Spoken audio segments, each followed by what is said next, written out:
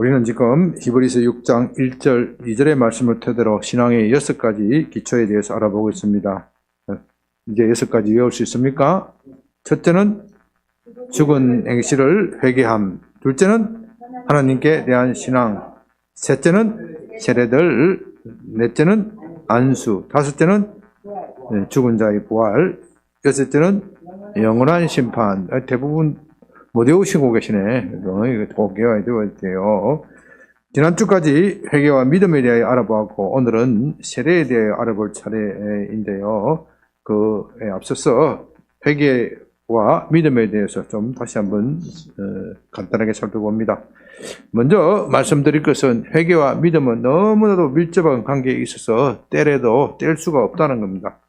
우리는 죄로 인하여 영원한 멸망에 처할 수밖에 없는데, 그리스도께서 우리를 위하여 대신하여 십자가에 죽으심으로써 우리 죄를 사하셨다는 사실을 믿지 않는 사람이 어떻게 회개의 자리에 나올 수 있겠습니까? 또한 자신의 죄를 진심으로 회개하는 사람은 예수님의 십자가를 믿게 되어 있습니다. 왜냐하면 그것 외에는 다른 소망이 없기 때문입니다. 그런데 논리적으로 말한다면 회개하고 믿는 것이 아니라 믿었기 때문에 회개하는 것이죠.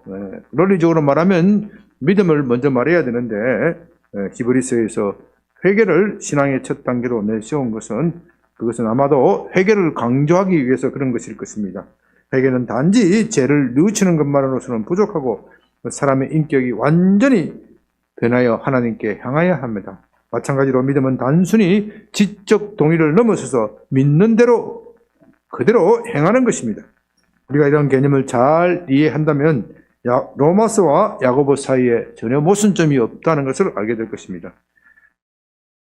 기독교 교리를 좀 안다고 하는 사람 중에서는 로마서에서는 믿음으로 구원받는다고 말하고, 야고보서에서는 믿음만으로는 부족하고 행위도 있어야 한다. 그러니 로마서와 야고보 사이에 충돌이 있고 서로 모순된다. 그렇게 말하지요. 그러나 그런 것이 아닙니다. 로마서에서 오직 믿음으로 구원받는다고 말할 때 그 믿음은 단순히 지적 동의를 말하는 것이 아니라 믿는 그대로 행하는 것입니다. 행동이 수반되지 않는 믿음은 믿음이 아닙니다. 반면에 야고보서 2장 17절에서 행함을 강조하면서 행함이 없는 믿음은 죽은 것이라고 말하고 있는데요. 그 이유는 어떤 사람은 이 행함이 없는 믿음도 믿음이다, 그렇게 부르는데 그건 믿음도 아니다, 그런 뜻입니다. 구원을 주지 못하는 믿음이 어떻게 믿음이라고 부를 수 있습니까? 그러므로 로마서와 야고보 사이에는 아무런 차이가 없습니다. 믿음이란 지적 동의가 아니라 그것을 넘어서서 믿는 대로 행하는 것입니다. 따라서 믿는다고 하면서 그대로 행하지 않는 사람은 믿는 것이 아닙니다. 이제 우리는 세례에 대하여 알아볼 차례인데요. 세례는 첫째 회개와 다음에 하나님께 대한 신앙, 회개와 신앙을 보증하는 보증 정표입니다. 다시 말해서 회개와 믿음이 내용물이고 세례는 그것을 포장하는 포장 외형입니다. 그런데 히브리서 6장 1절 2절에서 우리의 신앙의 기초를 말할 때 이 세례, 단순히 단수의 세례라고 말하지 않고 복수를 사용하여 세례들이라고 하는데 좀 유념할 필요가 있습니다. 원문에 복수를 사용하였습니다. 이것은 세례에는 여러 가지 종류가 있음을 뜻합니다. 성경에는 세 가지 종류의 세례에 대해 말하는데, 첫째는 요한의 세례이고, 둘째는 예수님의 세례 또는 복음의 세례이고, 셋째는 성령의 세례입니다. 이 모두를 제대로 알아야 세례에 대해서 알 수 있다, 그런 뜻이 내포되어 있습니다. 세례는 성찬과 함께 우리 주님께서 직접 제정해 주신 성례라고 하죠. 이 세례에 진실한 마음으로 참여하는 사람은, 진실한 마음으로 세례를 받는 사람은 새 생명을 얻는 것입니다. 세례란 말은 헬라어로 뵙티조라고 말하는데요. 그 뜻은 물에 푹 잠긴다, 물에 푹 들어갔다가 나오는 것, 물에 푹 잠기는 것을 말합니다. 단순히 몸을 물에 적시는 것이 아니라 온몸을 물에 푹 잠그는 것입니다. 성경에 세례에 대한 기록이 처음 나오는 것은 세례 요한의 세례입니다. 어떤 종교든 사람이 신을 만나기 위하여 스스로 자기 자신을 정결해야 하고 그 정결한 의식으로서, 그 정결하게 하는 의식으로서 자기 몸을 물로 씻는 그런 방식은 사람의 본능이라고 할 만큼 보편적입니다. 우리나라에서도 옛날 어머니들이 정한수 떠놓고 새벽에 기도할 때 반드시 목욕 재개한다, 그렇게 하지 않습니까? 요한은 거기서 힌트를 얻어 물로 세례를 베풀었을 것입니다. 누가복음 3장 3절은 그가 회개 세례를 베푸는 이유는 죄 사함을 받게 하기 위함이다. 죄 사함을 받게 하는 회개의 세례다, 그렇게 말합니다. 그러므로 요한의 세례는 죄를 씻는 데 중점이 있습니다. 그런 점에서 사람들이 자신의 몸을 요단강 물에 담그고 나오도록 하는 것은 탁월한 방법입니다.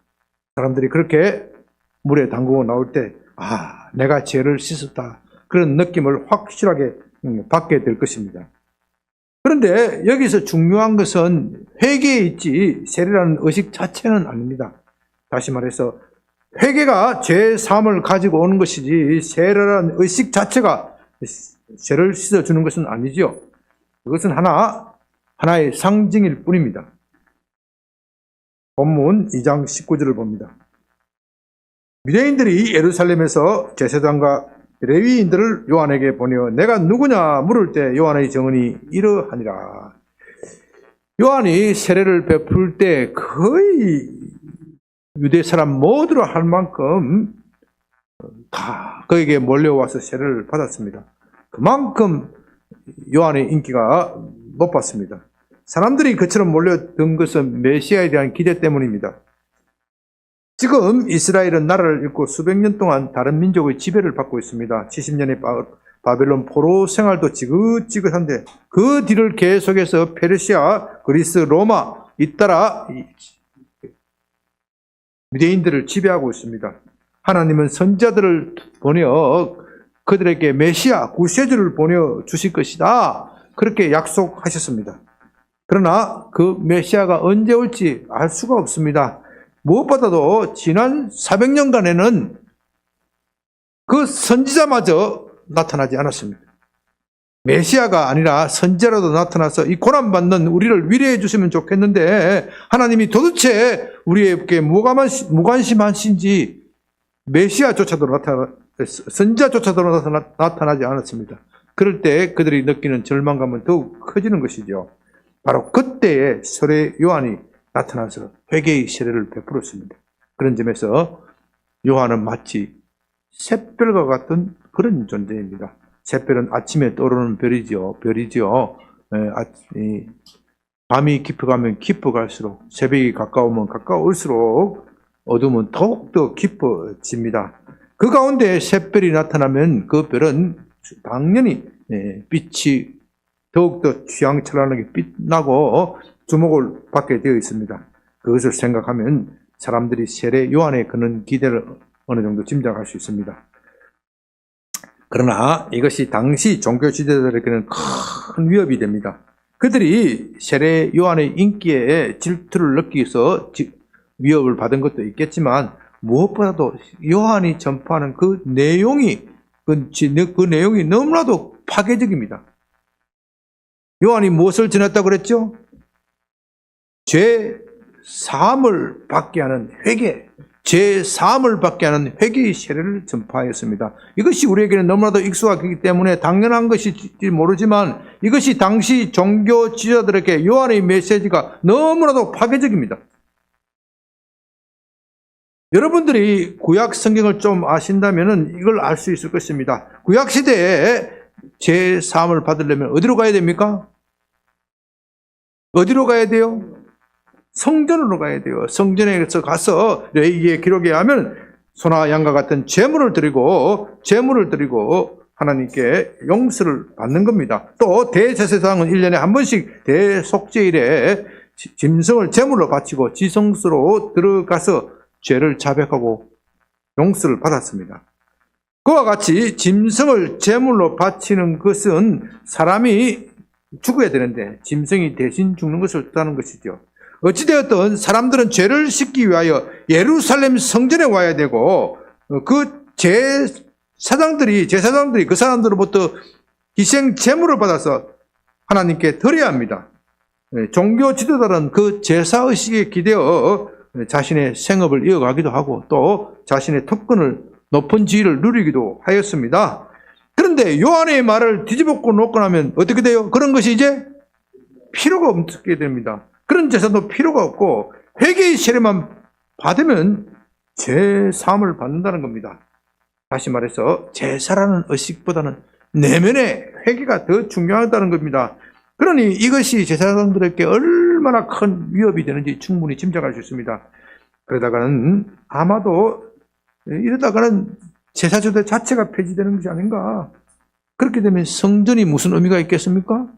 성전이 사라진다면 종교 지도자들의 존재도 아무 의미가 없게 되는 것이죠. 그래서 그들은 요한을 사람에게 보내어서 그를 책잡기 위해서 내가 누구냐 그렇게 묻는 겁니다. 그 말은 내가 무슨 권위로 회개만 하면 회개의 세례를 받으면 죄 용서를 받는다고 말하느냐? 내가 하나님이 보낸 선지자냐? 아니면 우리가 기다리던 메시아냐? 선지자나 메시아 정도는 되어야 그 소리를 할 수 있다. 그런 뜻이죠. 20절 요한이 드러내어 말하고 숨기지 아니하니 드러내어 하는 말이 나는 그리스도가 아니라 한데 또 묻되 그러면 누구냐? 내가 엘리야냐? 이르되 나는 아니라. 또 묻되 내가 그 선지자냐? 대답하되 아니라. 또 말하되 누구냐? 우리를 보낸 이들에게 대답하게 하라. 너는 내게 대하여 무엇이라 하느냐? 이르되 나는 선지자 이사야의 말과 같이 주의 길을 곱게 하라고 광야에서 외치는 자의 소리로라 하니라. 그들은 바리새인들이 보낸 자라. 또 물어 이르되 내가 만일 그리스도도 아니고 엘리야도 아니요 그 선지자도 아닐진데 어찌하여 세례를 베푸느냐? 요한이 대답하되 나는 물로 세례를 베푸거니와 너희 가운데 너희가 알지 못하는 한 사람이 있었으니 곧 내 뒤에 오시는 그이라.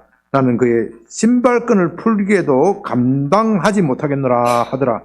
이런 요한이 세례를 베풀던 곳 요단강 건너편 베다니에서 일어난 일이니라. 요한이 세례를 베풀 때 군중들은 그가 정말로 메시아다 그렇게 생각했습니다. 메시아가 아니라면 어떻게 대담하게 이렇게 말할 수 있습니까? 회개의 세례만 받는 그것만으로 제 사람을 받는다 그렇게 말할 수 있겠습니까? 메시아가 아니라면 최소한 엘리야와 같은 선지자일 것이다 그렇게 생각했습니다. 구약성경 마지막 책인 말라기서 4장 4절에는 하나님께서 메시아를 보내시기 전에 그에 앞서서 선지자 엘리야를 보내주시겠다. 그래서 그들은 요한에게 그가 메시아인지 아니면 엘리야인지 묻고 있는 겁니다. 그러나 요한은 메시아도 아니고 엘리야도 아니다. 그렇게 대답합니다. 단지 23절에서 나는 선지자 이사야의 말과 같이 광야에서 주의 길을 곱게 하라고 광야에서 외치는 자의 소리다. 그렇게 대답합니다. 그러나 그 말은 자신이 엘리야라는 그 뜻이지요. 엘리야는 메시아 앞에 와서 메시아의 출현을 알리는 하나의 사명을 띠고 오는 겁니다. 그런 점에서 그는 주의 길, 메시아의 길을 곱게 하라고 외치는 광야에서 외치는 자의 소리입니다. 그래서 예수님은 마태복음 11장 13절에서 오리라 한 엘리야가 바로 누구라고요? 요한이다. 그렇게 말씀하십니다. 요한이 자신이 엘리야도 아니라고 말한 것은 자신을 낮추는 겸손한 뜻도 있겠지만 무엇보다도 사람들의 사람들의 주목을 자신이 아니라 메시아이신 예수 그리스도를 지명하기 위함입니다. 여기서 중요한 것은 예수님을 맞이하는 것은 회개라는 겁니다. 회개. 우리가 예수님을 맞이하는 그 길은 회개라는 겁니다. 그는 사람들이 예수님을 맞이할 수 있도록 그렇게 회개의 세례를 베풀고 있습니다. 그러나 자신이 실체가 아니라는 것을 분명히 밝히고 있습니다. 29절 이튿날 요한이 예수께서 자기에게로 나오심을 보고 이르되 보라 세상 죄를 지고 가는 하나님의 어린 양이로다. 내가 전에 말하기를 내 뒤에 오는 사람이 있는데 나보다 앞선 것은 그가 나보다 먼저 계심이라 한 것이 이 사람을 가리킵니다. 나도 그를 알지 못하였으나 내가 와서 물로 세례를 베푸는 것은 그를 이스라엘에 나타내려 함이라 하시냐. 요한은 자신의 사명을 정확하게 이해하였습니다. 사람들이 사람의 인기에 빠지면은 자신의 본래적 사명을 있는 사람이 많은데 요한은 그러지 않고 흔들리지 않고 자신의 사명을 분명히 인식하였습니다. 그는 메시아가 아닙니다. 메시아를 세상에 드러내는 것, 그것이 그의 사명입니다. 29절에서 그는 메시아를 어떻게 말합니까? 세상의 죄를 지고 가는 하나님의 어린 양이다. 이 29절이 참 중요합니다. 요한의 세례는 죄 사함을 받게 하는 물의 세례입니다. 그러나 사람의 죄가 어떻게 요단강 물에 들어갔다가 나왔다고 해서 씻을 수 있습니까? 더구나 요단강 물은 별로 깨끗하지도 않습니다. 굉장히 탁하다 그래요. 제가 아직 요단강까지 안 가봐서 모르는데 갔다 온 사람들이 말해야 하면 그렇다고 합니다. 구약에서 요단강 물에 안 씻겠다고 버틴 사람이 있죠? 누구죠? 나만이 선지자 누굽니까? 엘리사가 요단강 물에 씻으면은 7번 씻으면 나병이 깨끗이 낫을 것이다 하니까 뭐라 그래요?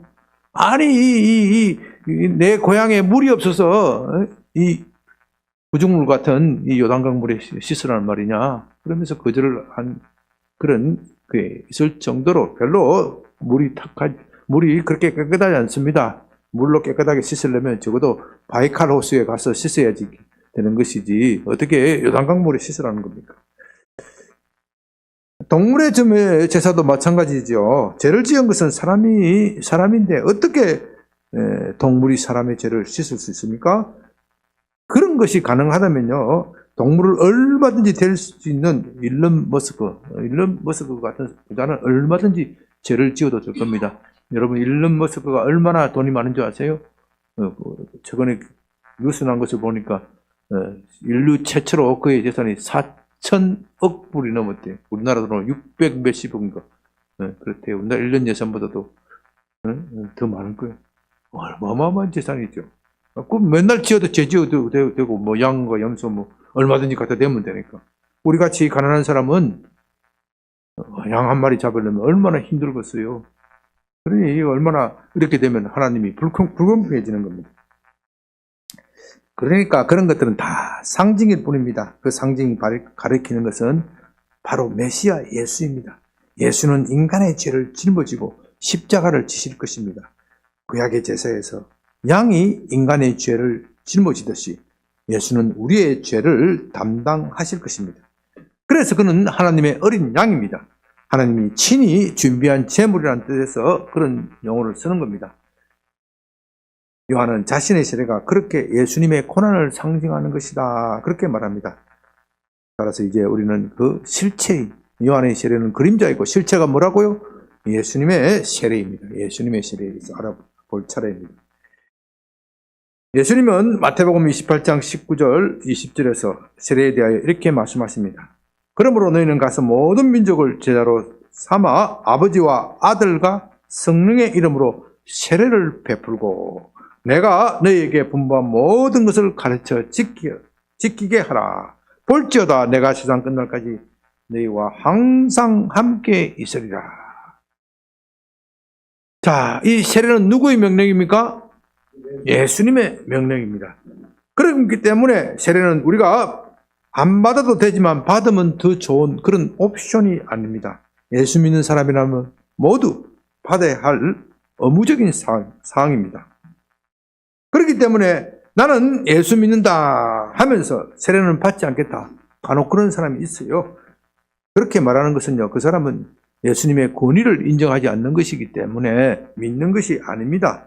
그런 사람이 구원받을 수 있다. 있다, 없다? 없다. 교회의 교부들과 모든 신학자들은 그렇게 이구동성으로 그렇게 말합니다. 예수님의 권위를 인정하지도 않는 사람이 어떻게 예수님의 대속적 죽음에 기대어 구원을 받을 수 있겠습니까? 그러므로 저와 여러분은 세례를 꼭 받아야 됩니다. 예수님의 세례에 대해서는 사도 바울은 고린도전서 10장 1절과 2절에서 이렇게 말합니다. 형제들아, 나는 너희가 알지 못하기를 원하지 아니하노니 우리 조상들이 다 구름 아래에 있고 바다 가운데로 지나며 모세에게 속하여 다 구름과 바다에서 세례를 받고, 모세가 이스라엘 백성을 이집트의 노예살이에서 해방하여 가나안으로 가고자 할 때 그들 앞에 뭐가 있었습니까? 홍해가 있었습니다. 그 홍해를 지나가야 비로소 이집트 경리에서 벗어나고 그들은 완전히 해방되는 겁니다. 그런데 홍해를 건널 때 배를 타고 건너는 것이 아닙니다.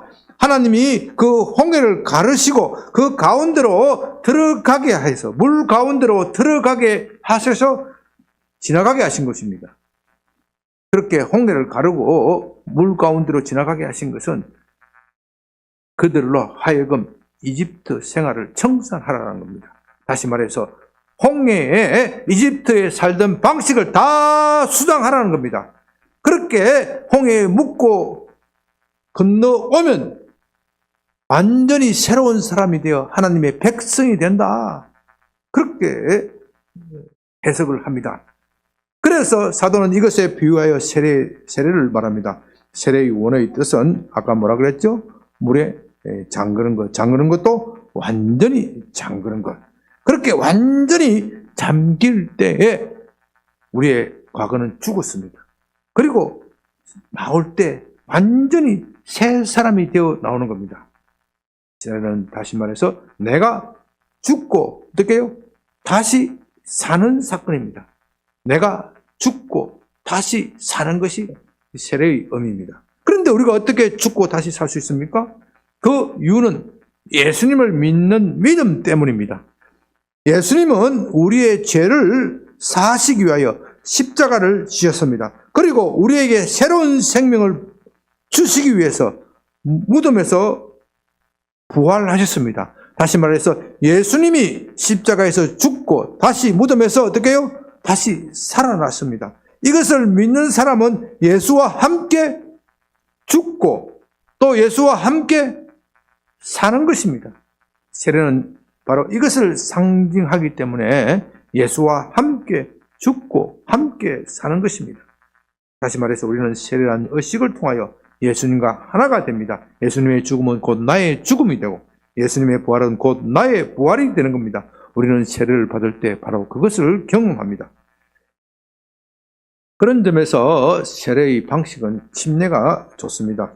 장로교에서는 약식 세례라고 해서 목사가 대접에 물을 담아놓고 손에 적셔서 머리에 살짝 적시지요. 너무 많이 적시면은 실례가 될 것 같아서 살짝 적십니다. 근데 그것만으로는 실감이 어떻게 해요? 잘 안 나지요. 물에 푹 빠졌다가 다시 건져줘야 다시 살아났다. 그런 느낌을 확실하게 받을 수 있습니다. 그래서 침례교에서는 세례를 인정하지 않고 약식 세례를 인정하지 않고 침례만 인정합니다. 침례는 문자 그대로 몸을 완전히 물에 잠그는 겁니다. 그래서 여기에 신약 성경에 세례라는 말이 나올 때 그들은 뭐라고 했습니까? 침례라고 했습니다. 그렇게 하면 내가 죽었다가 다시 살아났다. 그런 느낌을 확실하게 받을 수 있는 장점이 있습니다. 그러나 교리적으로 볼 때 반드시 세례는 안 되고 침례만 된다. 그렇게 고집하는 것도 문제는 있습니다. 왜냐하면 우리가 자세히 알 수는 없지만 성경에서 약식의 세례를 베푼 것이다. 그렇게 볼 수도 있는 것도 있고 또 교회 사적으로 볼 때도 약식의 세례를 아주 오래전부터 초기부터 행해졌기 때문입니다. 예를 들면요, 사도행전 16장에 보면 바울이 빌립보 감옥에 갇혔을 때 밤중에 옥문이 열리고 찬송을 할 때 옥문이 열리고 그 기회를 통해서 간수와 그의 가족들에게 복음을 전하였습니다. 그들이 그리스도를 믿을 때 온 가지가 어떻게 했어요? 세례를 받았습니다. 그렇다면 그들이 그 기쁜 밤중에 어디서 그 물을 구할 수 있겠습니까? 그 침례를 받을 수 있는 물을 구할 수 있습니까? 그 간수가 엄청 부자라서 수영장을 가지고 있고 개인 목욕탕을 가지고 있고 그렇게 상상하기는 좀 어려울 것 같아요. 여러 가지 정황에서 볼 때 약식의 세례를 베푼 것이 아닌가, 우리는 그렇게 추측할 수 있습니다. 그러나 할 수만 있으면 세례보다는 침례가 더 좋습니다. 우리 교회도 나중에 형편이 된다면은 침례 시설을 갖추고 한번 침례를 했으면 좋겠습니다. 어쨌든 중요한 것은 세례는 예수와 연합하여 예수와 함께 죽고 예수와 함께 다시 사는 겁니다.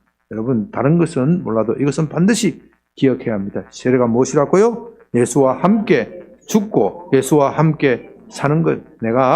제가 예수와 함께하면 여러분은 어떻게 해야 돼? 죽고, 또 내가 예수와 함께하면 한번 해봅시다. 예수와 함께, 예수와 함께. 이것이 뭐라고요? 세례다. 이것을 반드시 기억해야 합니다. 그런데 요한은 장차 예수님께서 베푸실 세례에 대하여 이렇게 말합니다. 본문 32절, 요한이 또 증언하여 이르되 내가 봄에 성령이 비둘기같이 하늘로부터 내려와서 그 위에 머물렀더라. 나도 그를 알지 못하였으나 나를 보내 물로 세례를 베풀라 하신 그이가 나에게 말씀하시되 성령이 내려서 누구든지 머무는 것을 보거든 그가 성령으로 세례를 베푸는 이인 줄 알라 하셨기에 내가 보고 그가 하나님의 아들이심을 증언하였노라 하니라. 이 본문에서 중요한 것은 33절입니다. 요한은 자신은 물로 세례를 베풀지만 나 뒤에 오시는 분 메시아는 어떻게 해요? 성령으로 세례를 베푼다. 다시 말해서 자신이 물로 베푸는 세례는, 이 물 세례는 본질이 아니고 장차 예수님이 보내시는 베푸시는 성령의 세례가 본질이다. 예수님은 이 말을 받아서 요한복음 3장 6절에서 진실로 진실로 내게 이르노니 사람이 물과 성령으로 나지 아니하면 하나님 나라에 들어갈 수 없다. 그렇게 말씀하십니다. 여기서 물이 무엇이냐 하는 것에 대해서 신학적으로 많은 논쟁이 있습니다만 전후 문맥을 보면 물세례를 말합니다. 물세례. 물세례. 그러니까 그 물세례는 상징이기 때문에 성령 세례가 본질이라는 그런 뜻입니다. 그렇다면 성령의 세례가 무엇입니까? 여기에 대하여는 장로교와 오순절 교단 사이에 상당한 의견의 대립이 있습니다.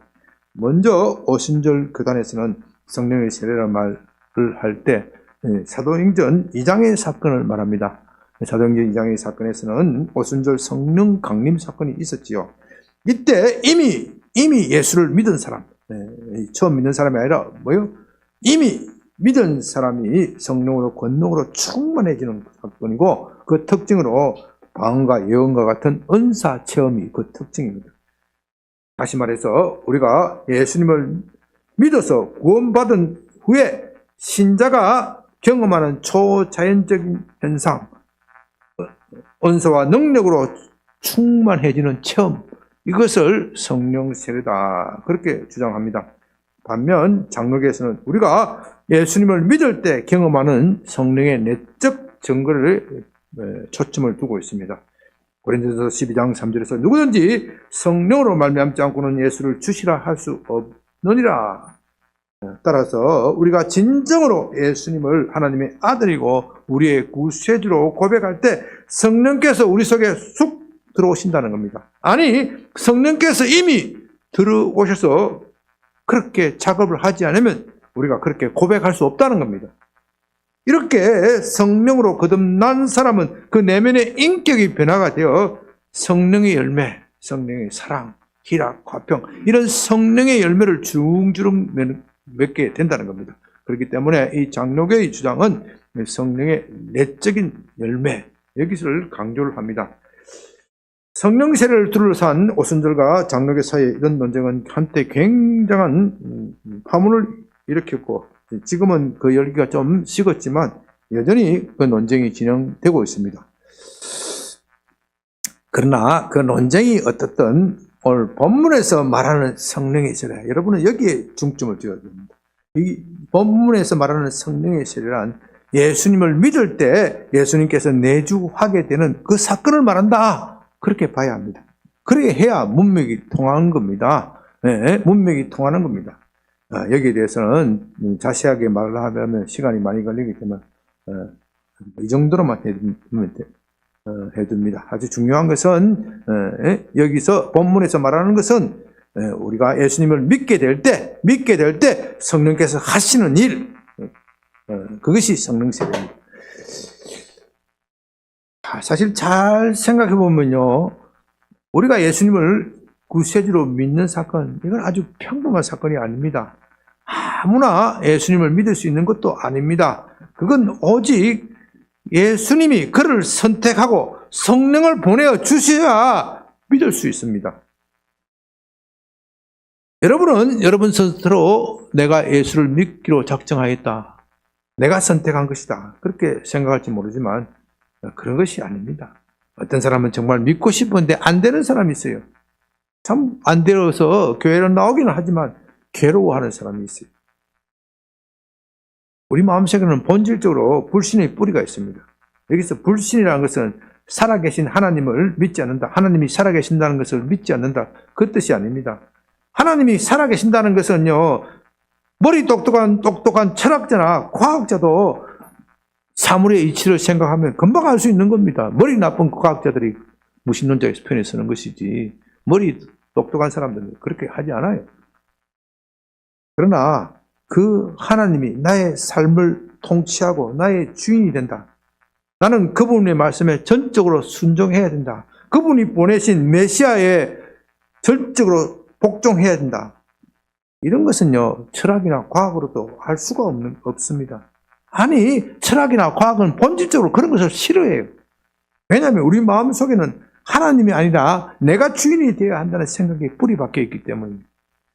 성경은 우리 본성에 뿌리 박혀 있는 이런 생각을 완악하다, 돌덩어리다, 가죽과 같이 질기다, 마음이 닫혀 있다, 마음이 부패해 있다, 여러 가지 교만하다, 이런 등등 이런 말로 표현합니다. 이런 딱딱한 마음이 녹아져야 예수를 믿을 수 있다, 이 말입니다. 주일 3부 기도의 시간에 성령에 대해서 강론하고 있는데요, 여러분들이 그것을 좀 들었으면 좀 아실 수 있을 것 같습니다. 유튜브에 올라와 있으니까 좀 들어보시기 바랍니다. 본문 29절에서 요한은 예수님에 대하여 세상 죄를 지고 가는 하나님의 어린 양이다, 그렇게 정언하였습니다. 그건 요한이 정확하게 예수님의 십자가 사건을 미리 본 것입니다. 그러나 요한이 그렇게 정언하였다고 하더라도 누가 그것을 믿을 수 있습니까? 유대인들은 좀 쉽겠지요. 그러나 우리와 같은 이방인의 믿는다는 것은 기적 중에 기적입니다. 지금은 우리나라에도 기독교 문화가 많이 들어와서 이런 것들이 자연스럽지요. 그러나 100여 년 전 조선 말 기독교가 처음 이 땅에 들어올 때 한번 상상을 해보십시오. 2000년 전 로마 점령지 팔레스타인에서 십자가형으로 비참하게 처형당한 그것도 30대 청년이 조선 사람의 구세주다. 팔레스타인이 어디 있는지도 몰라요, 조선 사람은. 아니, 어디에서 태어나지도 모르는 그 사람이 나를 위해 죽었어? 이거 어떻게 믿을 수 있어요? 정신 나간 사람이라 믿는 것이지. 정말 우리 마음을 성령께서 확 뒤집어 놓지 않으면 이런 걸 믿을 수가 없는 겁니다. 성령은 정말 생각지도 못하는 상황 속에서도 믿게 만드십니다. 우리는 세계에서 가장 기독교를 극심하게 탄압하는 북한에도 예수 믿는 지하교회가 있다는 것을 압니다. 그들은 목숨 걸고 믿습니다. 아니, 조상 대대로 믿어온 것이 아니라 지금 이 시간에도 복음을 듣고 목숨 걸고 믿는 사람이 북한에 있다, 이 말입니다. 누구 때문에요? 성령이 그렇게 하시는 거란 말입니다. 인간의 이성으로는 도무지 용납될 수도 없고 납득이 될 수도 없지만 하나님은 인간의 이성을 초월해요. 성령은 인간의 이성을 초월하여 그렇게 일하시는 겁니다.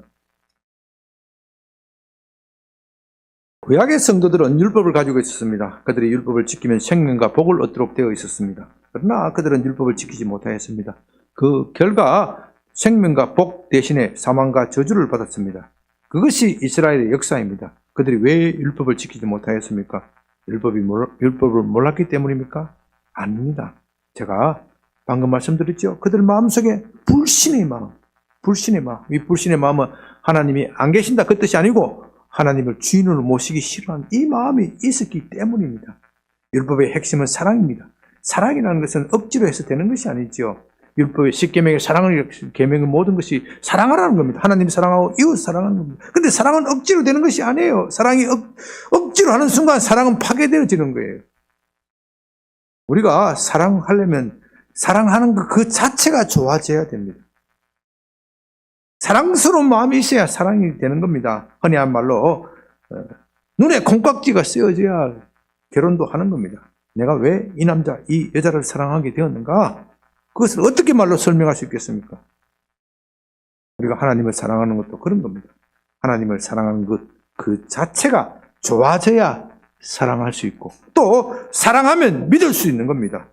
사랑하니까 믿는 것이고 믿으니까 사랑하는 겁니다. 좋아하니까 사랑하는 것이고 사랑하니까 좋아하는 겁니다. 이런 감정은 잘 구분되지 않고 총체적으로 오는 겁니다.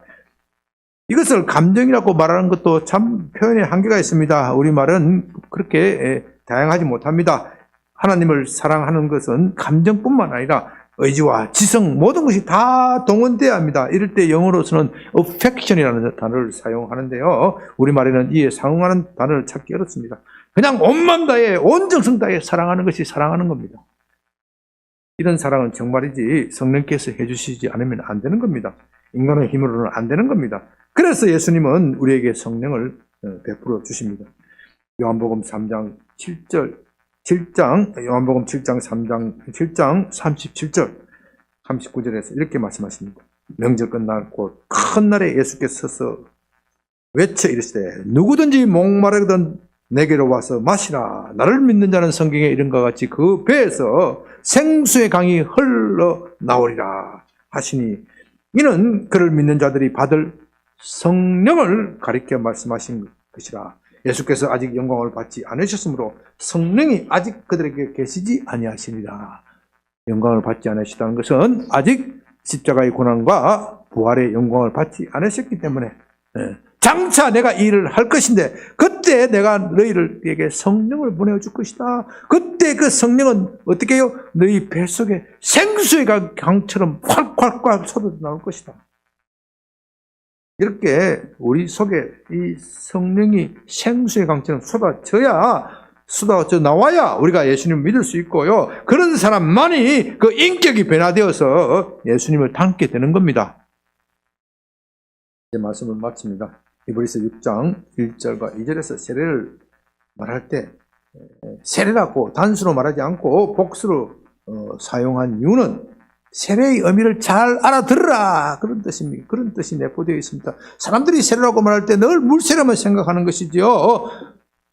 세례는 단순히 우리가 기독교인이 되는 것이 그런 의식이 아닙니다. 우리의 죄를 회개하고 예수님을 믿는 것이 세례의 본질이죠. 그렇게 할 때 하나님은 우리에게 성령을 보내주셔서 하나님의 아름다우심을 보게 합니다.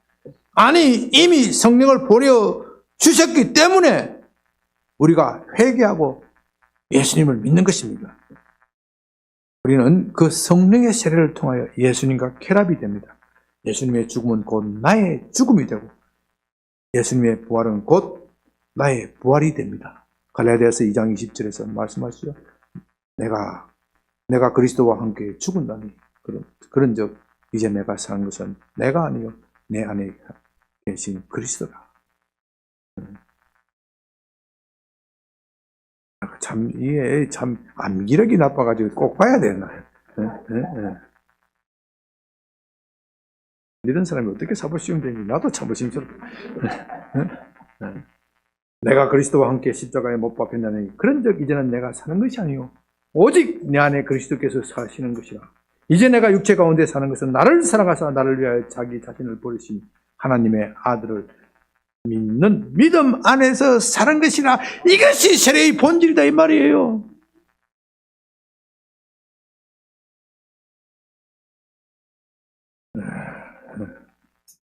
그러므로 물의 세례를 받을 때 대개 성령의 세례도 함께 임합니다. 물론 그 둘이 일치하지 않을 때도 있지만 대개는 일치합니다.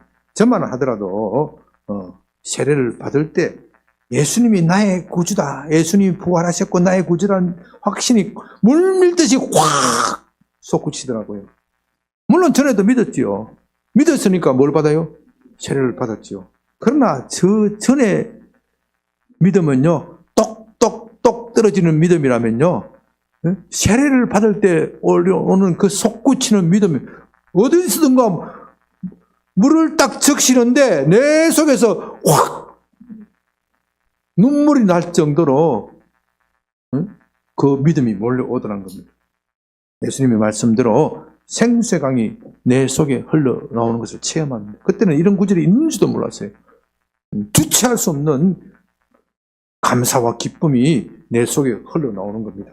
이런 경험을 해야 이 험한 세상을 살 수 있는 겁니다. 지금 이 나라가 개헌과 탄핵으로 인하여 얼마나 혼란스럽습니까? 어떤 분은 심장이 떨려 잠도 못 잔다고 합니다. 예수 믿는 사람은 담대해져야 합니다. 그 배에서 생수의 강이 흘러내리면 담대해지는 겁니다. 지금 이따 오후 시간에 다시 말씀드리겠지만 이 나라의 상황이 어떻든 주님은 반드시 승리합니다.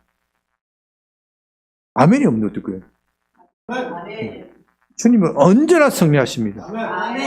일시적으로는 패배하는 것처럼 보여도 반드시 승리하십니다.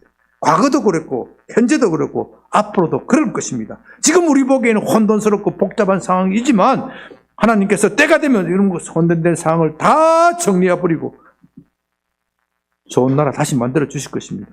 10월 27일 대한민국의 큰 교회가 큰 집회를 하였습니다. 그 후에 대한민국이 얼마나 맑아졌습니까? 정치급 빼고 다 맑아졌어요. 그런데 이 위기가 왔어요. 어떤 사람은 10.27 집회 했는데 아무 소용이 없네. 그게 아니에요.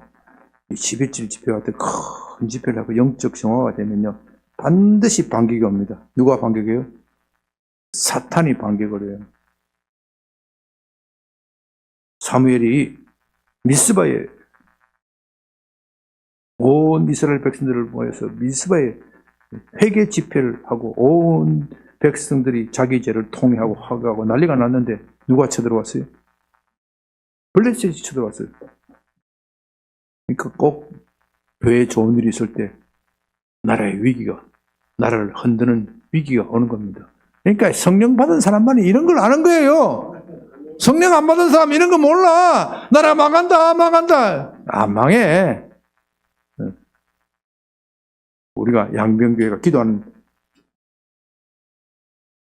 양병교회가 있으면 나라 안 망한다. 아멘. 확신이 없어, 확신이. 그래서 우리가 금식하는 거예요, 금식하는 거예요. 아멘? 아멘. 아버지 하나님 감사합니다. 우리에게 성령 보내주셔서 우리를 깨우시고 나라가 어지러울수록 더욱더 주님께 의지하게 하심을 감사합니다. 우리의 말씀을 들었사오니 이제 우리가 참된 세례, 성령의 세례를 받아서 강한 확신을 가지고 주의 말씀을 들고 이 땅으로 나아갈 수 있도록 우리를 도와주시옵소서. 예수님 이름으로 기도드립니다. 아멘.